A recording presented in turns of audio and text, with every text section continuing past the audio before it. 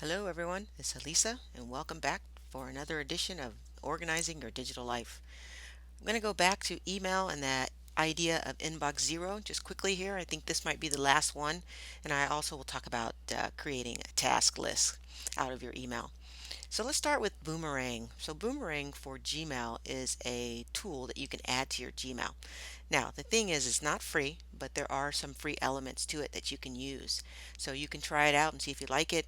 And then if you really feel like you need this, you can check the pricing. But I think it's about $60 for a full year if you want to buy it. But I'm going to share it with you because I really think it's a cool tool that can help you organize your inbox. So the first thing is you want to install it. Now this is adding it to your Gmail, which is in a browser. So you're not really installing this onto your computer. So go ahead and click add this to your Gmail account after you go to boomeranggmail.com. And so again, you're adding this to your browser. I'm in Firefox right now. You can add it to Chrome or Firefox. I'm sure some of the other browsers work as well. I'm going to go ahead and allow that.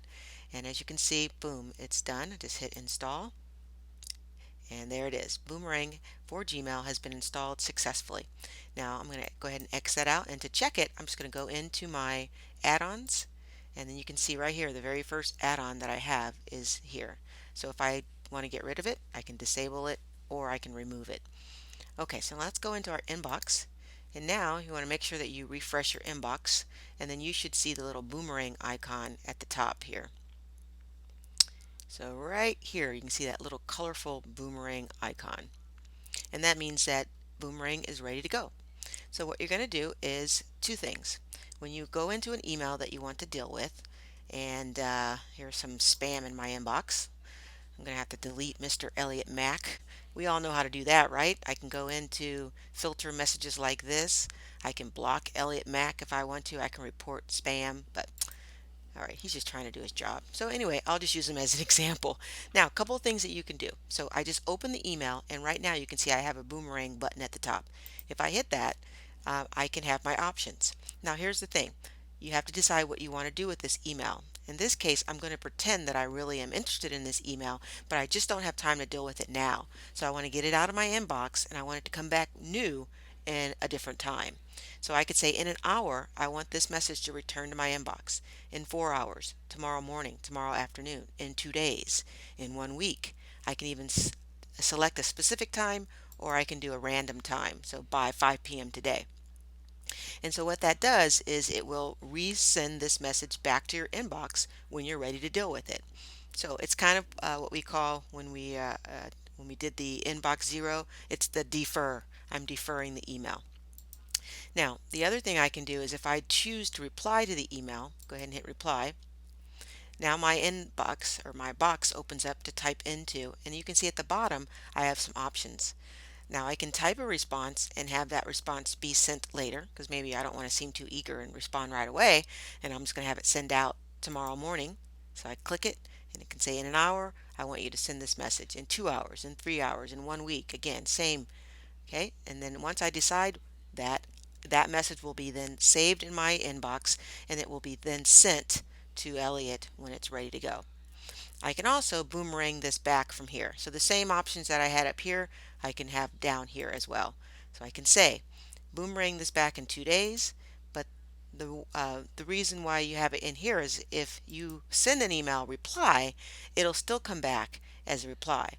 If you just choose up here at the top, the message, you're not sending out anything. You're just having it come back to your inbox. In this case, I'm going to send a reply, but then I want it to come back if it's not clicked open, if it's not opened, if no one replies back to me. I want it to come back to me as a reminder that, hey, I need to follow up with Elliot again so I can get him to do whatever it is I need him to do.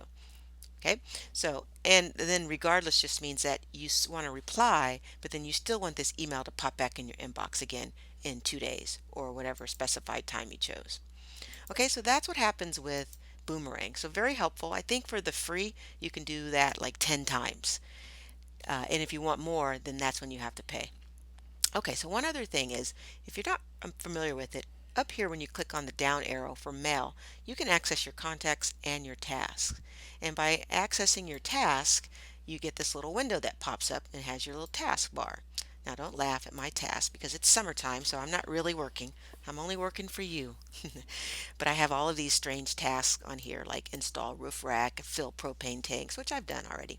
But I keep a task list going, and you can see it's open right here in my Gmail. So whenever I see a message, and let's say that I really want to apply for this thing that Elliot wants me to do, I can go ahead and copy this text and then open my inbox, or excuse me, open my task list, and then I'm going to go down to the very bottom and I'm going to create a task. So I'm going to say start my swivel demo. All right, now I'm going to go ahead and hit the arrow and give it a time. So I want this to be due by the 2nd. And then in the notes, I'm going to go ahead and type in that email message so I know the links that I need and the information that I need and so forth. So now I have the link and everything. And I'm going to go back to my list. And now I have that start my swivel demo on Thursday, June 2nd. It's added to my task list. And so now I can even pop this task list out and it opens up in a separate browser, and then you can put this browser in the corner of your um, monitor page, and then you can monitor your tasks as you go throughout the day. I think mine would go here. So when it's popped out, you can always pop it back in, and then that means that when it's popped in, let's see if we can show that part here. It's down here. So when it's popped back in, you can see it. It's always in your Gmail. So when you go out of your Gmail or refresh your Gmail, your tasks are always here. If you want it to live outside of your Gmail, you pop it out.